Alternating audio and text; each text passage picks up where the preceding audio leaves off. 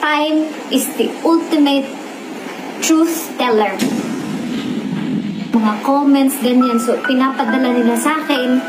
Tapos, maraming nagtatanong at naiintriga kung totoo ba talaga yung hiwalayan. Totoo ba talaga na wala na kami ni Boy Tapang, ganyan.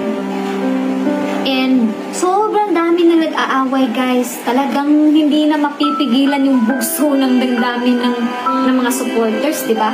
Nag-aalab talaga yung mga puso nila. Sobrang galit na galit. Di ba?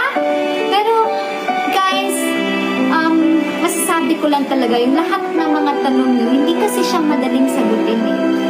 Kasi, sa mga pangyayari, sa mga nagaganap, talagang shocking din na sobrang daming naglalabasan ng mga mga maling information, mga maling